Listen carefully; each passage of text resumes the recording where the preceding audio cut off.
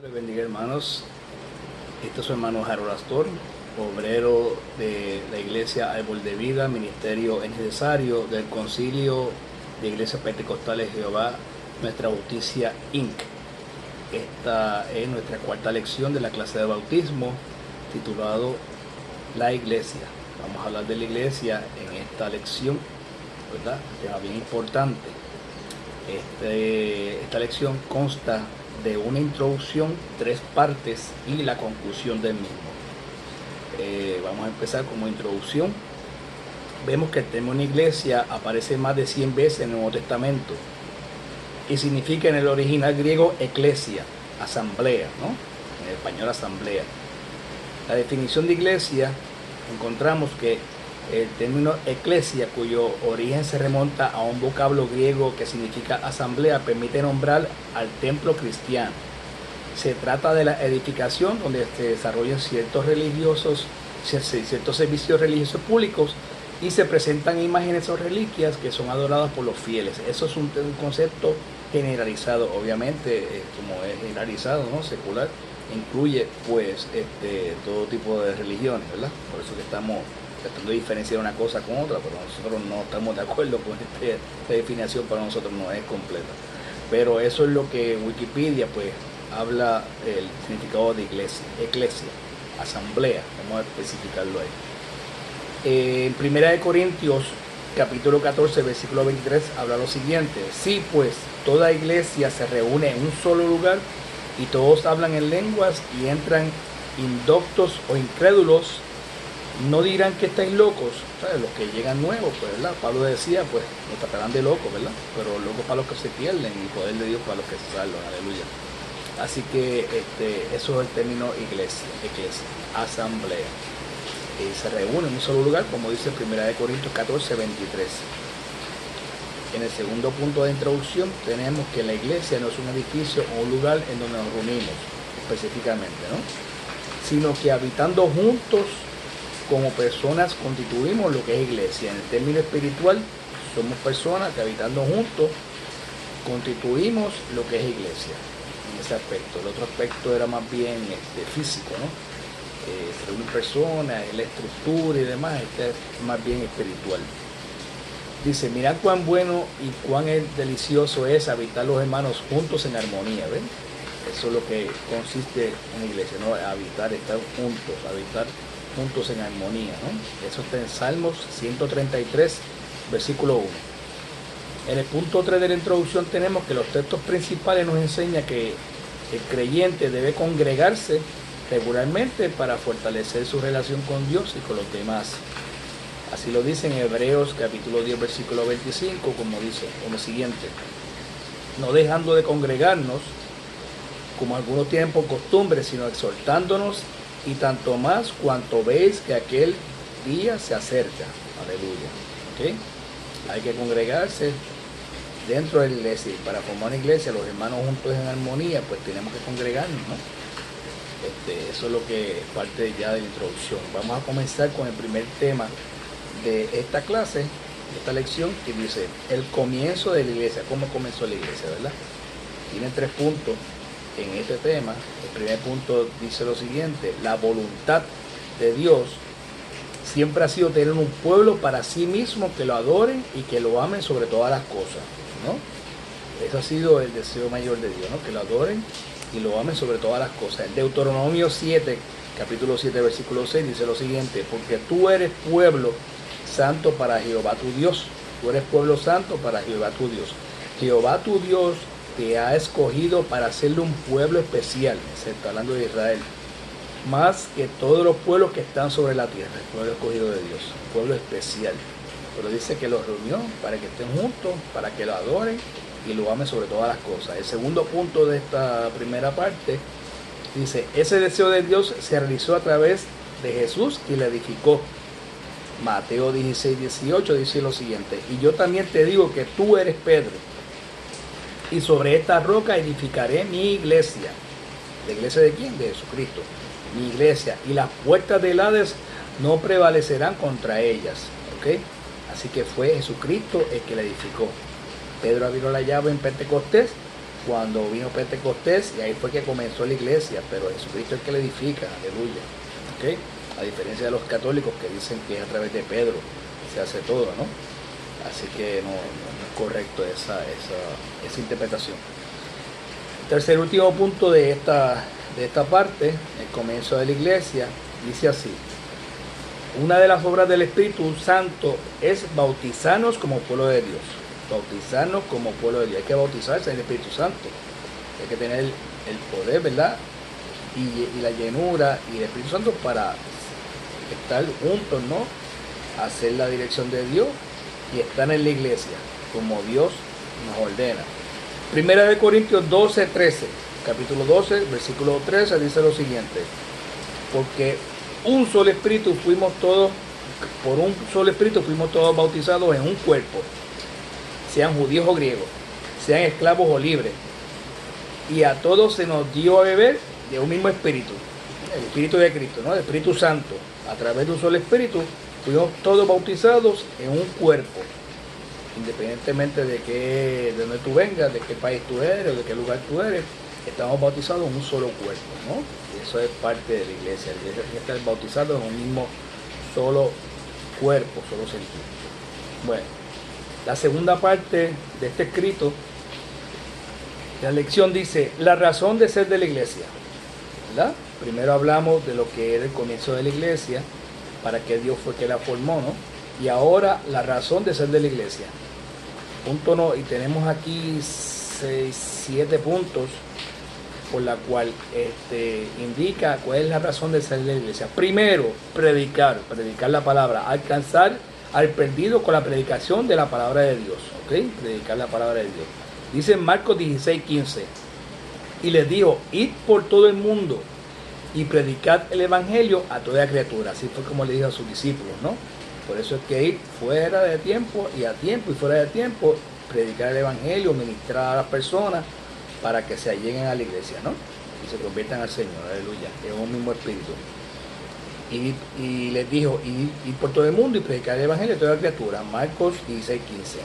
Segundo punto, hacer discípulos. Educar al pueblo de Dios, ¿no? Lo que estamos haciendo nosotros ahora, educando al pueblo de Dios. Dice Mateo 28:19, por tanto, id y haced discípulos a todas las naciones, bautizándolos en el nombre del Padre, del Hijo y del Espíritu Santo. Mateo 28:19, hacer discípulos, ¿no? A todas las naciones.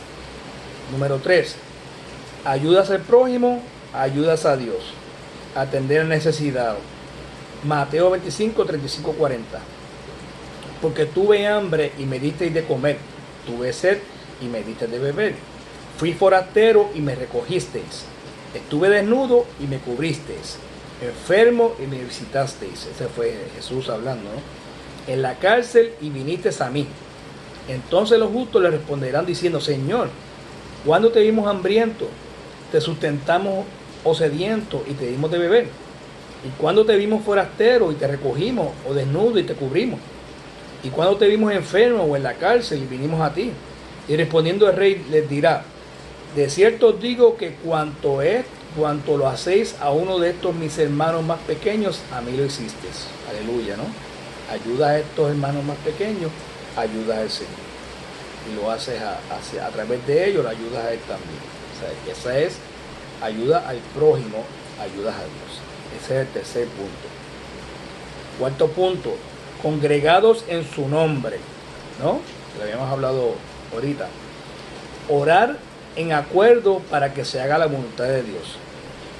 Mateo 18, del 18 al 20, dice lo siguiente: de cierto digo que todo lo que atéis en la tierra será atado en el cielo, y todo lo que desatéis en la tierra será desatado en el cielo. Otra vez os digo que si 2 de vosotros se pusieren de acuerdo en la tierra acerca de cualquier cosa que pidieren, les será hecho por mi Padre que está en los cielos. Porque donde están 2 o 3 congregados en mi nombre, allí estoy yo en medio de ellos. Aleluya. Hay que congregarse, ¿okay? Para que el Señor esté en ese lugar. Lo dice bien claro. Hay mucha gente que no cree en congregarse, pero sí hay que congregarse, porque el mismo Señor lo dice: donde 2 o más o 3 estén reunidos en mi nombre, ahí estaré yo, ¿no? Y mientras más personas, más el poder de Dios está, ¿no? Eso es así. Entonces dice, número 5, perfeccionar a los santos. Perfeccionar a los santos. Edificar el cuerpo de Cristo. Efesios capítulo 4, versículo 11 al 12 dice lo siguiente. Y Él mismo constituyó a unos apóstoles, a otros profetas, a otros evangelistas, a otros pastores y maestros, en fin de perfeccionar a los santos para la obra del ministerio, para la edificación del cuerpo de Cristo. O sea, les envía esos ministerios a personas ungidas por el Señor para que vayan perfeccionándose a través de la administración de la palabra, a través de las clases bíblicas, a través de una predicación, ¿verdad? Que está como es la palabra profética más segura, nos exhorta, nos edifica y nos consuela. Y estos ministerios ayudan a hacer la obra de Dios, ¿verdad? Mediante la palabra, edificando al pueblo y santificándolo más que todo, porque sin santidad nadie podrá ver al Señor, ¿verdad? Así que en perfeccionar a los santos, ahí está la voluntad de Dios, en perfeccionarnos a nosotros. La sexta, el infierno no prevalecerá. Lo dijimos ahorita. Imponerse sobre el poder del reino sobre las tinieblas, ¿no? Reprender los demonios, tener autoridad. Lo primero que nos dijo fue, y tener autoridad, estas cosas harán más que yo, ¿verdad? En aquellos tiempos. Reprender fuera los demonios, ¿no? Sacar a los demonios, los endemoniados. Dice en Mateo 16, 18, y yo también te digo que tú eres Pedro, y sobre esta roca edificaré mi iglesia, y las puertas del Hades no prevalecerán contra ella. Si la iglesia, por más que ha sido atacada, por más que sigue siendo atacada, es la única, si vemos todas las religiones, ninguna de las religiones es atacada. La única religión, ¿verdad? Según el mundo, la que es atacada es el cristianismo. Ustedes lo pueden ver en todas partes del mundo. A los cristianos son los que matan, ¿verdad? A los cristianos son los que se persiguen. ¿Por qué? Porque el demonio, Satanás, el Señor lo reprenda, está detrás de todas esas religiones, de todos esos presidentes fascistas, que lo único que quieren es el mal para el pueblo y enriquecerse, pero que tampoco quieren a Dios, no quieren las iglesias, no quieren a Dios en ningún lado, ellos son los dioses. Por eso es que persiguen a los cristianos, ¿no? Porque es la verdadera, vamos a decir así, la verdadera religión, como dice Santiago. Santiago lo dice. Así que eso está, el infierno no prevalecerá. Por más que ha hecho, no prevalecerá. Ni aún en la Inquisición pudo contra la iglesia. Y murieron millones de personas. En el comunismo también. Así que, y aún así la Iglesia Católica persiguiendo a la iglesia tampoco ha podido prevalecer. Aleluya. El séptimo punto es la alabanza. Juntos alabar y exaltar el nombre de Jesús. Claro está, en la alabanza que hay poder de Dios, está en medio, el Señor se mueve en medio de la alabanza, ¿no? Por eso que también en la iglesia alabamos y adoramos al Señor, para que el Señor también se mueva, su Espíritu Santo se mueva en la alabanza, ¿ok? Aleluya. Si sentimos el poder de Dios, la presencia de Dios mediante la alabanza, por eso cantamos coritos, alabamos a Dios, adoramos a Dios, ¿no? Antes de hablar de la palabra, el pastor o el siervo que va a hablar de la palabra, pues se cantan coritos, ¿sabes? Para que ya la manifestación del Espíritu Santo se esté moviendo desde el principio hasta el final. Gloria a Dios. Dice aquí, Salmos 100, versículo 4. Entrad por sus puertas con acción de gracia, por sus atrios con alabanza, alabarle, bendecir tu nombre. ¿Ok? Aleluya. Salmo 122, versículo 1. Yo me alegraré con los que me decían, a la casa de Jehová iremos. Yo me alegraré con los que me decían, a la casa de Jehová iremos. Aleluya, eso es un corito también. Vamos ahora para el tercer punto. Así que para recapitular, vamos a hablar de los 7 puntos aquí que hablan de el segundo tema. La razón de ser de la iglesia es predicar, hacer discípulos, ayudas al prójimo, ayudas a Dios, congregados en su nombre, perfeccionar a los santos, el infierno no prevalecerá y la alabanza. Aleluya.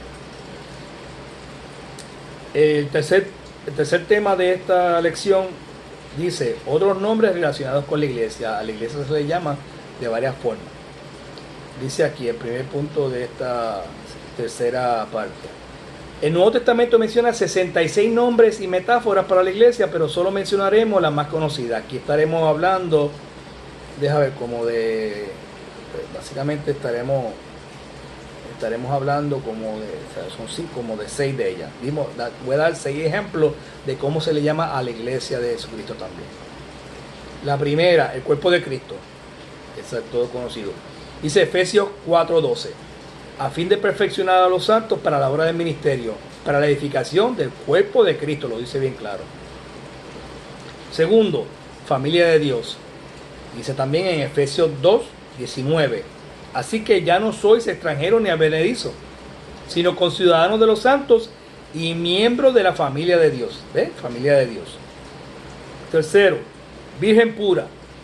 Virgen pura, porque virgen pura, segunda de Corintios, capítulo 11, versículo 2, dice lo siguiente: porque os celo con celo de Dios, pues os he desposado con un solo esposo, para presentaros como una virgen pura a Cristo, ¿ok? Virgen pura a Cristo, sin mancha, inmácula, ¿ok?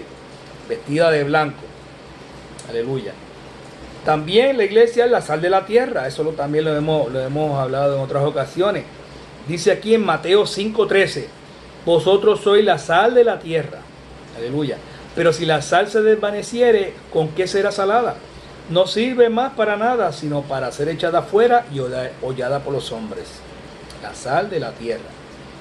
Muy bien. La siguiente, luz del mundo. Somos la luz del mundo.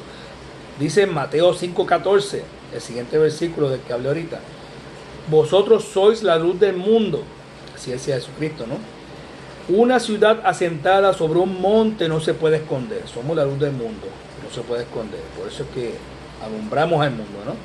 Aleluya. Finalmente, pues dice que también, otro ejemplo también, como se le llama a la iglesia, es la esposa del Cordero. La esposa del Cordero. La esposa del Cordero lo vemos en Apocalipsis 21:9. Empezamos del Evangelio hasta el Apocalipsis, se habla de la iglesia en diferentes formas. Dice aquí en Apocalipsis 21:9, vino entonces a mí uno de los 7 ángeles que tenía las 7 copas llenas de las 7 plagas postreras, y habló conmigo diciendo, ven acá, yo te mostraré la desposada, la esposa del Cordero. Aleluya. ¿Ok? Aquí cerramos con la conclusión. Y la conclusión, pues yo le añadí unas cosas a lo que originalmente había leído. Decimos aquí que Jesucristo da una palabra profética para su iglesia, así lo dice la Biblia, ¿verdad? Tenemos la palabra profética más segura en la Biblia. Jesucristo da una palabra profética para su iglesia desde su comienzo hasta el final del tiempo, desde el Génesis hasta el Apocalipsis. Pero específicamente del Nuevo Testamento comienza a hablar sobre la iglesia de Cristo. Bien, exhortación. Sí, porque hubo varias profecías que, ¿verdad? Isaías, Daniel hablaba sobre el futuro, y hablaba de Sion, también hablaba de la iglesia, hablaba también del pueblo, tanto gentil como el de Israel. Dice aquí, la primera exhortación, ¿verdad? De estas 7 iglesias, Cristo hace una advertencia particular en la iglesia de la Odisea, que representa a la iglesia de este tiempo, y por el cual implica que no tolerará iglesias tibias porque las vomitará de su boca para el momento del arrebatamiento. Primero, o sea, las exhorta, porque el que permanece en la iglesia tiene que estar hasta el fin.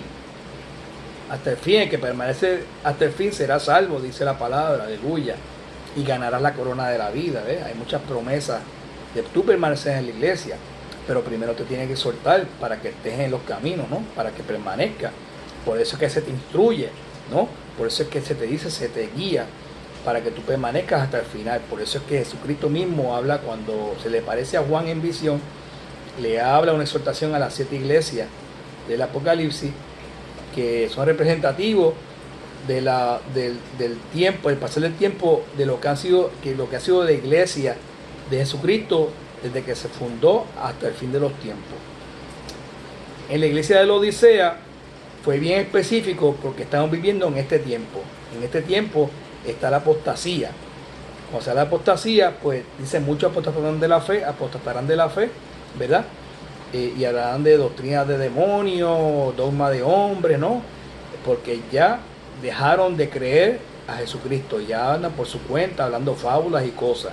Y muchos con comezón de oír estarán persiguiendo a esas personas porque no se prepararon nunca. Y dicen, hice milagro, hice prodigio, y el Señor le dirá, apartados de mí, hacedores de maldad, jamás os conocí. Entra al lago de fuego y azufre, ¿no? Donde está el lloro y el crujir de dientes. Entra ahí porque nunca te conocí, aún estando dentro de la iglesia. Por eso dice que al tibio, al que se cree que hizo algo y realmente en su corazón estaba apartado de Dios, lo honraba por su boca, pero su corazón estaba lejos de él, lo vomitará de su boca. Por eso ustedes ven, cuando una persona está endemoniada, en muchas ocasiones, esa persona vomita, porque no resiste lo que tiene adentro. Cuando a ti te cae algo mal en el estómago, y es demasiado mal que el cuerpo no lo resiste, lo vomita. Así está la iglesia ahora, enferma. Por eso es que Dios no se manifiesta en muchos sitios, en muchas ocasiones no se manifiesta el poder de Dios, porque no se busca a Dios en espíritu en verdad, ¿no?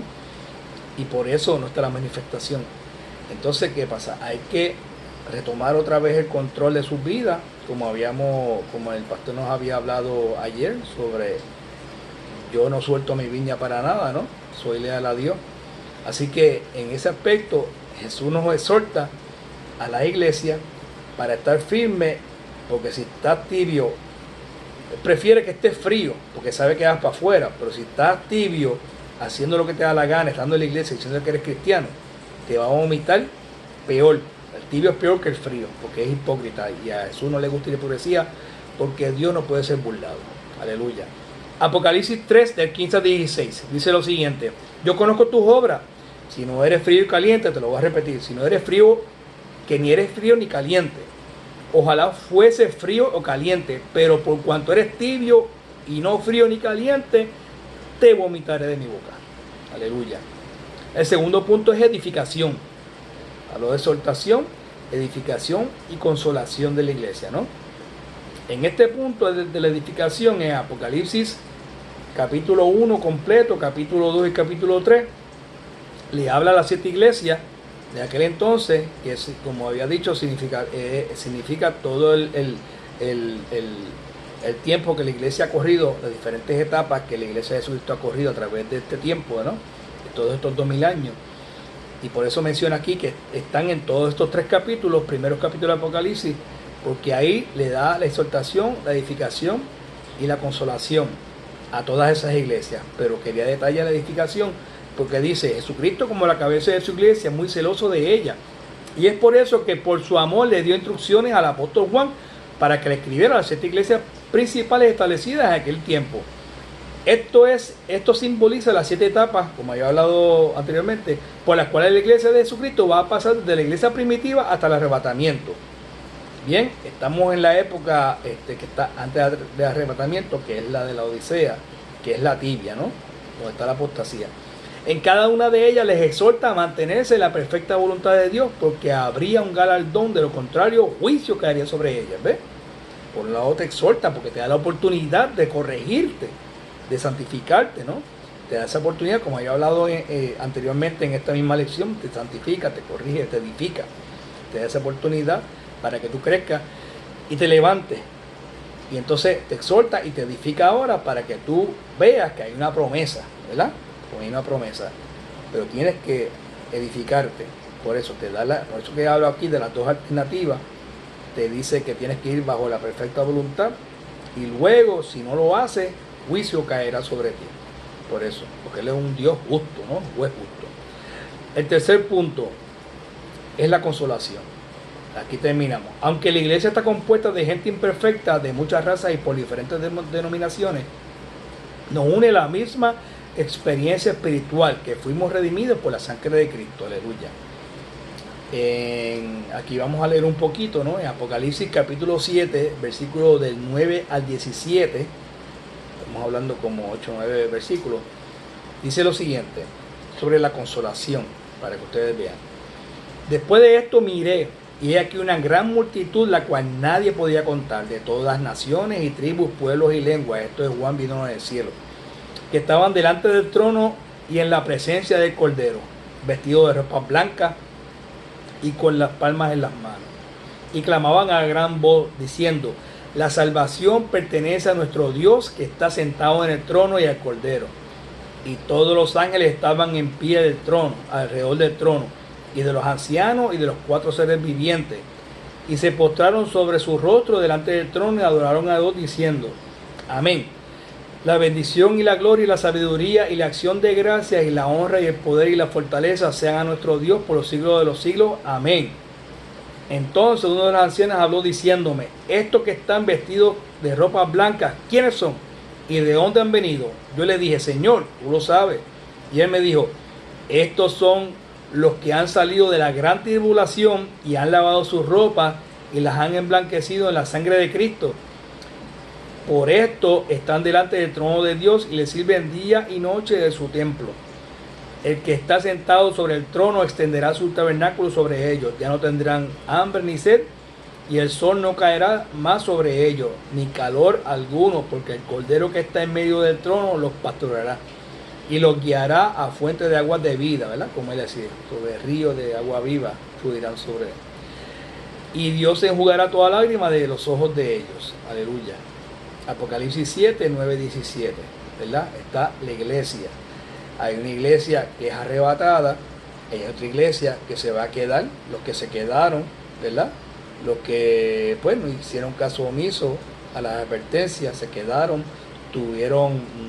no aceptaron al Señor bajo la gracia, pues tienen que aceptar al Señor bajo muerte, degollado.